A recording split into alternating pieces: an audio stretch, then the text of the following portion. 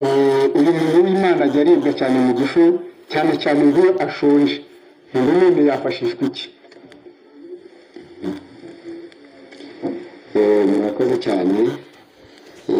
Akeneye inama zimugoboka mu by'umubiri, ariko nk'uko igifu giterwa n'impamvu nyinshi kandi zitandukanye, nuko gishobora kuvurishwa ibintu bitandukanye, ariko hakaba icyo bita medicament polyvalent, ni ibyaremwe byiza bishobora kunganira igifu icyo ari cyo cyose. Rero umuntu wese uribwa n'igifu aba agomba kucyitaho, akagikorera icyo bita kugitaho, kugikurikirana. Ikintu cya mbere agomba gukora ni ukukigirira isuku. Rero umuntu wese azi ko arwara igifu aba agomba gukora uko ashoboye, akanywa byibuze amazi 2 ku munsi. Aya mbere y'ingenzi yihutirwa ni aya mu gitondo, kandi iyo ashaka kubikora mu buryo bwo kwivura, ayo mazi ashyushye angana n'igikombe cy'icupa mu gitondo arayanywa akarangiza iminsi 9 yikurikiranya, ariko akamuriramo indimu imwe agashyiramo ikiyiko kimwe cy'ubuki. Ibyo bikora iminsi 9. Ni byiza rero ko mushaka gufata igifu cye neza. Hasigaye iminota 30 no kurenzaho yongera igaburo rya kabiri, nabwo abasabwa kongera kunywa amazi, kandi igifu cyabaye ni byiza gukoresha amazi ashyushye cyangwa se akazuyaze, si byiza akonje. Rero ubwo ni uburyo bwiza bwo gucyunganira no kugifasha. Rero iyo cyagiye gikomeza kumurembya, ni ngombwa kugira ngo akomeze amenye ibintu bicyunganira.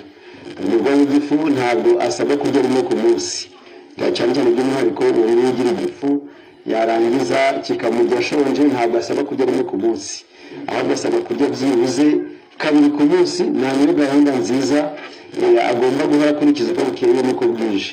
Hagati y'igaburo n'irindi agomba kugenzura, akareba niba byibuze hanyuzemo amasaha 6. Mbere yaho ntagire akandi kantu apima guterura mu kanwa. Ubwo birinda kuryagagura, akirinda kumwagagura, kandi akajya akora uko ashobora akajya abona ibyo kurya mu masaha ya kare, atari kurya byarenze amasaha yarenze. Ni ukuvuga ngo bitarenze hagati kuva mu gitondo kugera byibuze saa 3, ntibirenge saa 4 igihe byatinze cyane. Uwo ni wa wundi urwaye cya gifu asabwa kurya 2 ku munsi. Rero undi muti mwiza umufasha yarangiza bikoroha, ashobora gufata amababi 10 y'amashu ariyo y'inyuma akuze, akayoza neza, akayakorera isuku nziza, agafata ikirayi cyiza, byaba byiza by'umwihariko kitaratewe umuti. Yarangiza akacyoza neza, yarangiza akabisekurira hamwe, akabifunguza litiro y'amazi. Ayo mazi agaba 3, yarangiza agafata igice kimwe mu gitondo, ikindi ku manywa, ikindi nimugoroba. Ashobora no kuyasuka ku buri gice, ashobora kugishyira mu kiko cya erayo mbere yo kukinywa, ndetse afite n'ubuki ashyira mu kiko kimwe agakoroga. Ubwo ni igice cy'amazi yafashe yagabye 3, yashyira mu kiko cya erayo n'ikiko kimwe cy'ubuki, akabikora 3 ku munsi. Arangiza iminsi yikurikiranyije kandi akaba yivuye neza.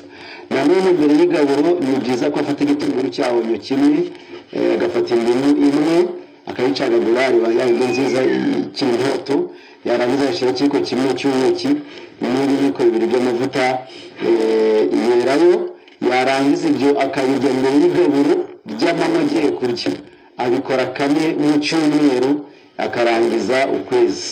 Iyo bikoze atyo yubahiriza n'amasaha, yakinda kuryagagura, cyo utagutoragura no kabara akantu gato gaterura mu gifu.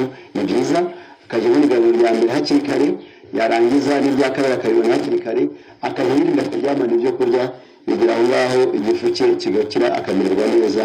Murakoze.